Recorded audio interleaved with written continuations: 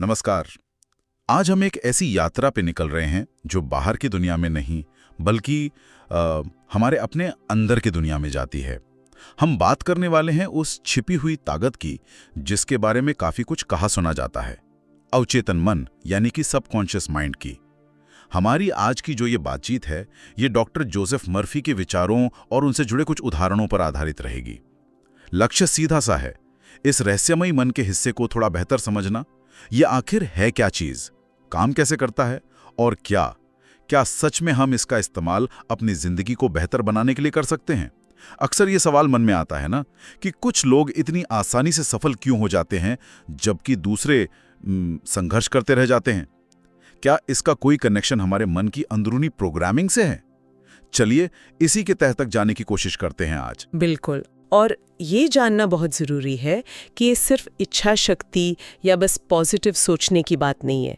ये समझने की कोशिश है कि हमारे वो विचार और विश्वास जो शायद हमें खुद भी पूरी तरह पता नहीं होते, वो हमारी आदतों, हमारी भावनाओं, यहाँ तक कि सेहत और जीवन के नतीजों पर कितना गहरा असर डालते हैं। जिसे हम अवचेतन मन कहते हैं, वो असल में पर्दे के पीछे रहकर हमारे जिंदगी की स्क्रिप्ट लिख रहा होता है एक तरह से।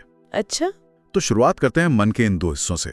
एक तो हुआ सचेतन मन, कॉन्शियस माइंड, जिसे हम जानते बूझते इस्तेमाल करते हैं, और दूसरा वो जो पृष्ठभूमि में बैकग्राउंड में काम करता रहता है, अवचेतन मन, सबकॉन्शियस माइंड। इनमें शक्ति का संतुलन कैसा है, मतलब कौन ज्यादा पावरफुल है? हाँ, ये एक दिलचस्प पहलू है। अक्सर समझाने के लिए ऐसा कहा जाता है, एक अंदाजा है कि सचेतन मन जो तर्क करता है, विश्लेषण करता है, निर्णय लेता है, उसके पास हमारे पूरे मानसिक संचालन का कह सकते हैं लगभग 10% नियंत्रण होता है। सिर्फ 10%? हाँ, मोटे तौर पर। जबकि बाकी का जो 90% प्रभाव है वो अवचेतन मन का माना जाता है। अब देखिए, ये कोई एकदम सटीक वैज्ञानिक माप नहीं है, ठीक है? ये बस एक रूपक है, ये दिखाने के लिए कि कितना कुछ हमारी सीधी जानकारी के बिना हमारे अंदर चल रहा है। अच्छा, तो ये सचेतन मन, ये 10% वाला हिस्सा, ये क्या करता है?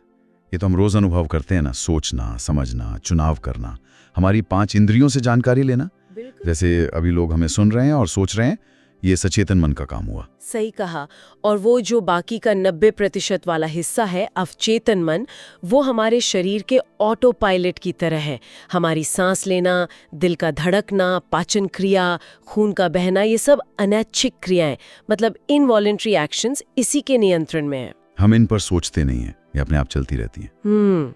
ये तो ठीक है, ये तो बेसिक फंक्शंस हो गए। हाँ, लेकिन इसका दायरा इससे कहीं ज्यादा बड़ा है। ये हमारी गहरी आदतों का भंडार है। आदतें? जैसे सुबह उठकर ब्रश करना या गाड़ी चलाते समय गियर बदलना, ये सब आदतें अवचेतन में दर्ज हो जाती हैं। हमें सोचना नहीं पड़ता। हमारी भावनाएं, हमारे डर, हमारे गहरे विश्वास, हमारे मूल्य, इन सब का नियंत्रण केंद्र भी यही है। और ये 24/47 सक्रिय रहता है। हम सो रहे होते हैं तब भी। इसीलिए इसे समझना इतना ज़रूरी हो जाता है, क्योंकि ये हमारी ज़िंदगी की क्वालिटी को अनजाने में तय कर रहा होता है।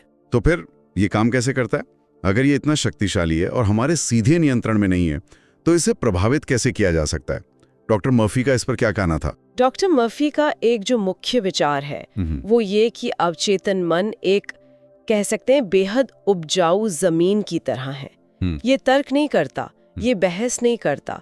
इसे जो भी विचार, विश्वास या सुझाव बार बार और प्रबल भावना के साथ दिया जाता है, ये इसे एक बीज की तरह स्वीकार कर लेता है। बिल्कुल। और फिर उसी के अनुसार फसल उगाने लगता है।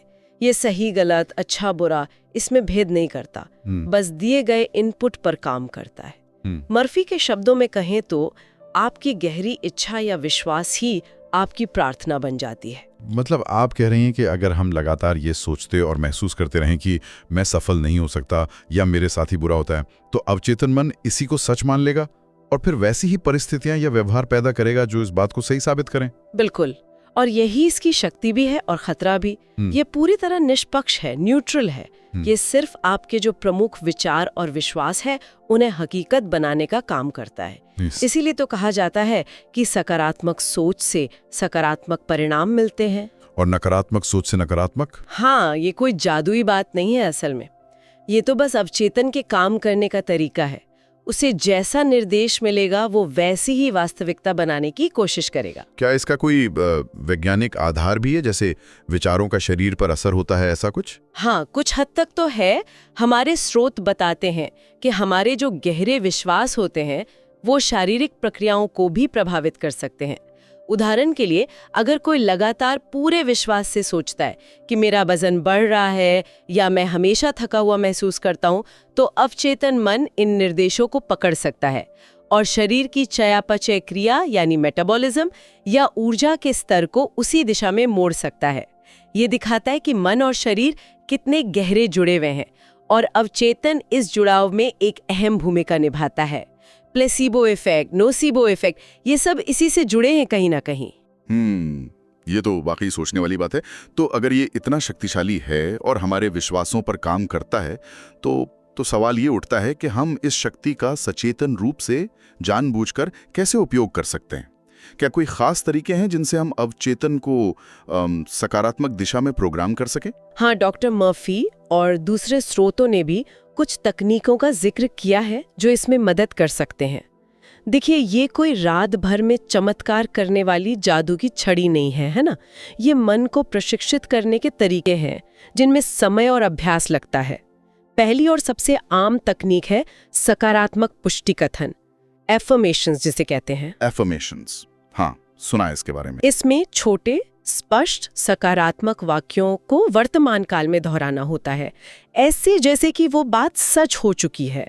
उदाहरण के लिए, मैं आत्मविश्वास से भरपूर हूँ, मैं स्वस्थ और ऊर्जावान हूँ, अवसर मेरी ओर आकर्षित हो रहे हैं। लेकिन सिर्फ रटने से ज्यादा जरूरी है इसे विश्वास और भावना के साथ महसूस करना। ये बहुत महत्वपूर्ण है।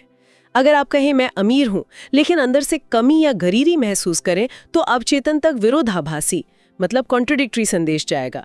इसलिए उस स्थिति को महसूस करना जरूरी है। और दूसरी टेक्निक विजुअलाइजेशन, मानसिक चित्रण, इसके बारे में भी काफी बातें होती हैं। हाँ, मानसिक चित्रण यानी विजुअलाइजेशन, ये भी बहुत शक्तिशाली मानी जाती है। इसमें आप अपनी इच्छा पूरी होने की स्थिति की एक स्पष्ट मानसिक तस्वीर बनाते हैं। सिर्फ तस्वीर नहीं, बल्कि उसे जीते हैं, अनुभव करते हैं, उसमें रंग भरते हैं, आवाजें सुनते हैं, गंध महसूस करते हैं और सबसे महत्वपूर्ण, उससे जुड़ी हुई भावनाएं महसूस करते हैं। जैसे अगर लक्ष्य एक नया घर है, तो कल्पना करें कि आप उस घर में घूम रहे हैं, दीवारों को छू रहे हैं, खिड़की से बाहर देख रहे हैं और उस घर में रहने की खुशी और संतुष्टि को महसूस कर रहे हैं। मॉरिस गुडमैन की कहानी, जिन्हें मिरेकल मैन भी कहा जाता है, क्या वो इसी विजुअलाइजेशन का एक चरम उदाहरण है? उनकी कहानी तो अविश्वसनीय सी लगती है। बिल्कुल, उनकी कहानी असाधारण है, लेकिन वो इन तकनीकों के प्रभाव को बहुत अच्छे से दर्शाती है। एक भयानक दुर्घटना के बाद जब डॉक्टर्स ने लगभग उम्मीद छोड़ दी थी, गुडमैन ने लगातार अपने मन में खुद को स्वस्थ होकर अस्पताल से चलते हुए बाहर जाते हुए देखा। ये था विजुअलाइजेशन, और वो खुद से दोहराते रहे कि वो क्रिसमस तक ठीक हो जाएंगे। ये हुआ अफर्मेशन। ये उन्होंने गहरे विश्वास और प्रबल भावना के साथ किया और नतीजा ये हुआ कि वो लगभग 8 महीने में अपने पैरों पर चलकर अस्पताल से बाहर निकले, जो डॉक्टर्स के हिसाब से लगभग असंभव था। ये दिखाता है कि चरम परिस्थितियों में भी मन की शक्ति क्या कर सकती है। बेशक ये एक असाधारण मामला है, पर सिद्धांत वही काम कर रहा है। कमाल है। और एक तीसरी तकनीक का भी जिक्र था शायद, जो सोने के समय से जुड़ी है। हाँ, उसे हम कह सकते हैं सोने से पहले सुझाव देना या प्री स्लीप सजेशन। इसके पीछे विचार ये है कि सोने से ठीक पहले का समय और जागने के तुरंत बाद का समय, जब हमारा सचेतन मन थोड़ा शांत और अर्ध जागृत अवस्था में होता है, तब अवचेतन मन सुझावों के प्रति ज्यादा ग्रहणशील होता है, ज्यादा रिसेप्टिव होता है। माना जाता है कि इस समय हमारा मस्तिष्क थीटा तरंगों, थीटा वेव्स की स्थिति में होता है, जो गहरी रिलैक्सेशन और बढ़ी हुई ग्रहणशीलता से जुड़ी होती हैं। तो इस समय अपने लक्ष्यों या सकारात्मक पुष्टियों को दोहराना, जैसे मेरा कल का दिन सफल और प्रोडक्टिव होगा, या मेरा शरीर रात भर में स्वस्थ हो रहा है, या मैं शांत और सुरक्षित महसूस कर रहा हूँ, ये सीधे अवचेतन तक पहुँच सकता है। अच्छा, इसे एक छोटे व्यावहारिक उदाहरण से समझते हैं। जी। मान लीजिए कोई बैंक में खाता खोलना चाहता है, पर उसे मुश्किल लग रही है। वो इन तकनीकों का इस्तेमाल कैसे कर सकता है? हाँ बिल्कुल। तो गलत तरीका तो होगा लगातार चिंता करना, अरे नहीं खुलेगा, पैसे कहाँ से आएंगे, बैंक वाले मना कर देंगे। ये नकारात्मक सुझाव है। सही तरीका क्या हो सकता है? पहला, एफर्मेशन, दिन में कई बार दोहराना और महसूस करना, मेरा बैंक खाता आसानी से खुल गया है वर्तमान काल में। दूसरा, विजुअलाइजेशन, रात को सोने से पहले कल्पना करना कि खाता खुल चुका है, पासबुक हाथ में है, बैंक मैनेजर मुस्कुरा रहा है और आप खुश हैं, उस खुशी को महसूस करना। तीसरा, प्री स्लीप सजेशन, सोते समय मन में दोहराना, धन्यवाद, मेरा खाता खुल गया है। और चौथा, सबसे जरूरी, कॉन्शियस एक्शन, साथ ही जरूरी कदम उठाना भी है, बैंक जाना, सही दस्तावेज तैयार करना, बात करना। स्रोत यही बताते हैं कि इस तरह के मानसिक और शारीरिक प्रयास का जब तालमेल होता है तो परिणाम मिलने की संभावना बहुत बढ़ जाती है। अवचेतन मन फिर आपको लक्ष्य प्राप्ति के लिए प्रेरित और गाइड करने लगता है। तो इसका मतलब ये तकनीकें स्वास्थ्य सुधारने, सफलता पाने, किसी डर पर काबू पाने, यहाँ तक कि बुरी आदतें बदलने में भी काम आ सकती हैं। जैसे धूम्रपान छोड़ने के लिए शायद ये सोचना और महसूस करना कि मैं ताज़ी हवा में सांस लेना पसंद करता हूँ, मेरा शरीर स्वस्थ और साफ हो रहा है। बिल्कुल, ये एक अच्छा उदाहरण है। नकारात्मक पर फोकस करने के बजाय मैं सिगरेट नहीं पीऊंगी, सकारात्मक पर फोकस करना, मैं स्वस्थ फेफड़ों के साथ जीना पसंद करती हूँ, ज्यादा प्रभावी हो सकता है। स्रोत में वो लोहे की छड़ वाला एक उदाहरण भी था, याद है? हाँ, वो मैग्नेट वाला। विश्वास और स्पष्ट लक्ष्य से मैग्नेटाइज्ड होता है तो हमारी क्षमताएं बढ़ जाती हैं, जबकि संदेह, डर और नकारात्मकता हमें डीमैग्नेटाइज कर देते हैं, हमारी शक्ति छीन लेते हैं। तो बात यह है कि हमें अपने अंदर के इस मैग्नेट को पहचानना है और उसे चार्ज करना है। लेकिन फिर भी अक्सर लोग कहते हैं कि भाई हमने ये सब कोशिश की, अफर्मेशन भी किए, विजुअलाइजेशन भी, पर कोई नतीजा नहीं निकला। ऐसा क्यों होता है?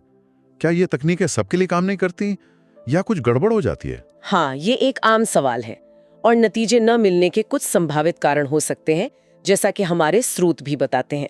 सबसे पहला और आम कारण है निरंतरता की कमी, कंसिस्टेंसी का ना होना। मतलब रोजाना नहीं करना? हाँ, कभी कभार 5 मिनट कर लिया, फिर कई दिन छोड़ दिया।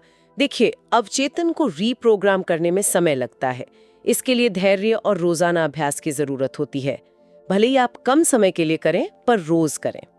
दूसरा कारण विश्वास और भावना का अभाव। जैसा मैंने पहले भी कहा, सिर्फ शब्द दोहराना काफी नहीं है। अगर मन में गहरा संदेह है या आप उस बात को महसूस नहीं कर पा रहे हैं, तो संदेश अवचेतन तक प्रभावी ढंग से नहीं पहुंचेगा। मतलब दिल से मानना पड़ेगा। बिल्कुल। तीसरा, नकारात्मक भाषा का प्रयोग। अवचेतन मन नहीं शब्द को ठीक से प्रोसेस नहीं करता, ऐसा माना जाता है। मैं बीमार नहीं होना चाहता कहने की बजाय मैं स्वस्थ हूं कहना ज्यादा शक्तिशाली है। हमेशा उस पर ध्यान केंद्रित करें जो आप चाहते हैं, ना कि उस पर जो आप नहीं चाहते। अच्छा, ये ध्यान रखने वाली बात है। चौथा, सचेतन प्रयास की कमी। ये कोई जादू की छड़ी नहीं है कि सिर्फ सोचने से सब हो जाएगा। अवचेतन आपको प्रेरित कर सकता है, अवसर दिखा सकता है, अंदर से मजबूत बना सकता है, लेकिन बाहरी दुनिया में कदम तो सचेतन मन को ही उठाने होंगे। लक्ष्य के लिए योजना बनाना और उस पर काम करना भी उतना ही जरूरी है। दोनों का तालमेल चाहिए। हाँ, एक्शन तो लेना पड़ेगा। और एक और बात, विरोधाभासी विचार। मान लीजिए आप दिन में 5 मिनट सकारात्मक पुष्टि करते हैं, लेकिन बाकी के 23 घंटे 55 मिनट नकारात्मक सोचते हैं या वैसी ही बातें करते हैं या वैसा ही कंटेंट देखते हैं, तो आप अवचेतन को मिले जुले कंफ्यूजिंग संकेत भेज रहे हैं। तो ये जरूरी है कि हम लगातार और स्पष्ट संदेश दें, पूरे विश्वास के साथ। बिल्कुल। अवचेतन मन की तुलना अक्सर एक बच्चे से या एक बहुत आज्ञाकारी लेकिन तर्क न करने वाले नौकर से की जाती है। आप उसे जो कहानी बार बार दृढ़ता से भावना के साथ सुनाएंगे, वो उसे सच मान लेगा और उसी के अनुसार काम करने लगेगा। इसलिए यह हमारी जिम्मेदारी है कि हम उसे कौन सी कहानी सुना रहे हैं, सफलता की या असफलता की, स्वास्थ्य की या बीमारी की। कमाल है। तो आज की इस गहरी बातचीत का निचोड़ सार ये है कि हमारे विचार, खासकर वो विचार जो विश्वास बनकर हमारे अवचेतन मन में बैठ जाते हैं, उनमें हमारी हकीकत को, हमारी रियलिटी को शक्ल देने की जबरदस्त ताकत है। वो 90% वाला प्रभाव याद है ना? उसे अनदेखा करना मतलब अपनी ही एक बहुत बड़ी शक्ति को अनदेखा करना है। एक बात जो मुझे बहुत सटीक लगी थी, आपके विचार आपके जीवन की पटकथा हैं और आपका अवचेतन मन उस पटकथा पर फिल्म बना देता है। इसलिए भैया, अपनी पटकथा जरा ध्यान से लिखें। बिल्कुल। और जाते जाते एक विचार मैं सबके लिए छोड़ना चाहूंगी जो हमें अपने स्रोतों से थोड़ा आगे सोचने पर मजबूर करता है। अगर हमारा अवचेतन मन लगातार सुझावों को ग्रहण कर रहा है बिना सही गलत में भेद किए, तो जरा सोचिए हमारे चारों ओर का वातावरण क्या कर रहा है। मीडिया, सोशल मीडिया, विज्ञापन, समाज की आम धारणाएं, आसपास के लोगों की बातें, ये सब अनजाने में सबकॉन्शियसली हमारे अवचेतन को कौन से बीज दे रहे हैं? क्या हम इन बाहरी प्रोग्रामिंग के प्रति सचेत हैं या बस बहते जा रहे हैं? ये बहुत गहरा सवाल है। और एक कदम और आगे बढ़े तो अगर एक व्यक्ति इस शक्ति को समझकर अपने जीवन को बेहतर बना सकता है, तो क्या इसकी सामूहिक समझ मतलब कलेक्टिव अंडरस्टैंडिंग हमारे समाज पर, हमारे समुदायों पर भी कोई सकारात्मक प्रभाव डाल सकती है? क्या हम मिलकर एक बेहतर कहानी लिख सकते हैं? ये कुछ ऐसे सवाल हैं जिन पर शायद हमें और विचार करना चाहिए अपनी व्यक्तिगत साधना से आगे बढ़कर। बिल्कुल, ये सोचने के लिए एक बहुत ही महत्वपूर्ण बिंदु है।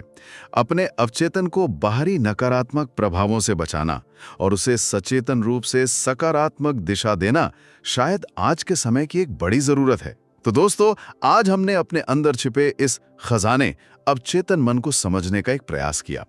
उम्मीद है ये चर्चा आपको अपने विचारों की शक्ति को पहचानने और उसे सही दिशा में इस्तेमाल करने के लिए प्रेरित करेगी। आज के लिए बस इतना ही। धन्यवाद।